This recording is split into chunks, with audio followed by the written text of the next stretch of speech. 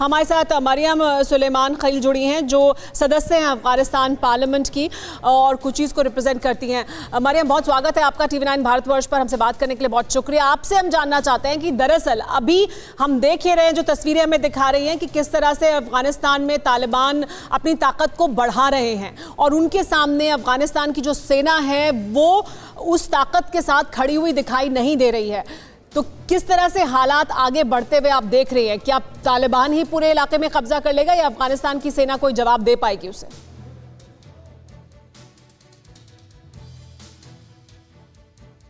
Mariam. I'm sorry, I don't speak Hindi. Okay, Mariam, I will ask you the same question in English. What I want to understand from you is that Taliban, we see that they have captured a major portion of Afghanistan right now. So would the Afghanistan army be able to stop them at any point? Where do you see this going from here onwards? First of all, thank you, Samara Khan, for having me today on the show. In the last 24 hours, we've taken back 4 districts, and we have to see the difference between temporarily overrun districts and then completely taking a district over. Currently, they're overrunning a district, they're causing a lot of destruction, they're causing a lot of fear, but they're not able to keep a district.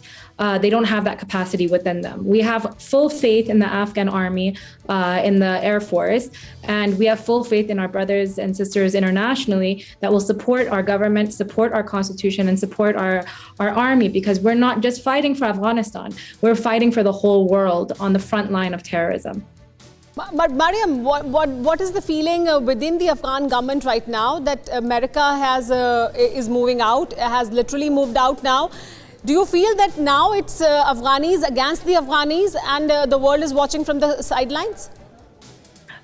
No, I do not feel that this is Afghanis versus Afghanis.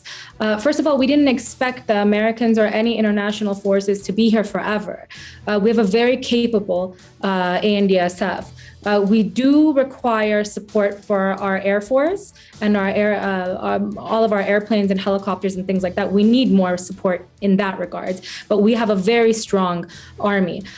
What's happening right now is that it is Afghanistan versus Pakistan. And it's very clear Pakistan is not hiding anything about it. They're training, they're giving health care. Right now in Chaman, the hospitals are filled with Talibani terrorists getting health care after fighting in Kandahar, in Spin Boldak, Daman, and other areas of Kandahar.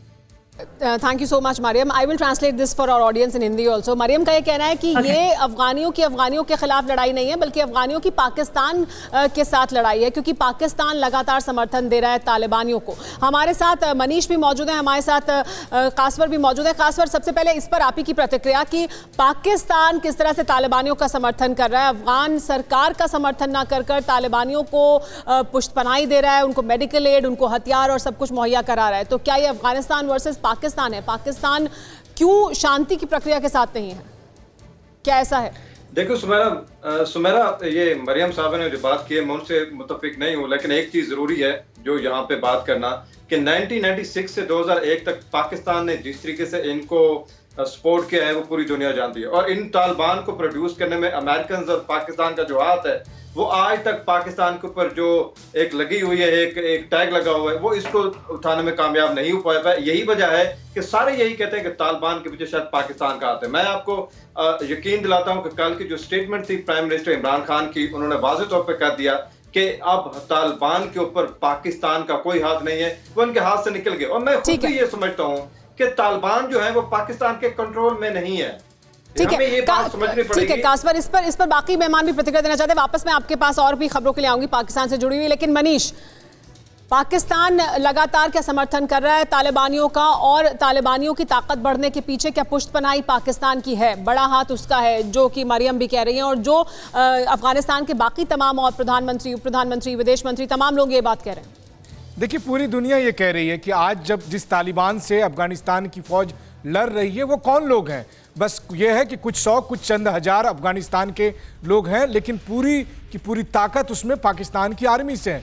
असल में अफगानिस्तान की फौज Pakistan army के संसाधनों से लड़ रही है और यही वजह है कि वो जो तबाही का मंजर आप देख पा रहे हैं, जहां बहुत सारी जगहों पर अफगानिस्तान की फौज को अगर पीछे हटना पड़ रहा है तो उसका रीज़न यही है कि पाकिस्तान की पूरी ताकत, पूरी संसाधन वहां पर झोंके हुए हैं। हाँ, अगर हम ये कहते हैं कि आज की तारीख में पाकिस्तान के कंट्रोल में तालिबान नहीं है, तो देखिए 2 दिन पहले पाकिस्तान के गृह मंत्री यही कह रहे थे कि चिंता मत करिए, तालिबान के सभी नेताओं की फैमिली हमारे यहाँ है, यानी हमने उनको बंधक बना रखा है। तो जब एक बार तालिबान काबुल में पहुंच जाएगा तब उनसे क्या क्या करवाना है ये हम तय कर लेंगे।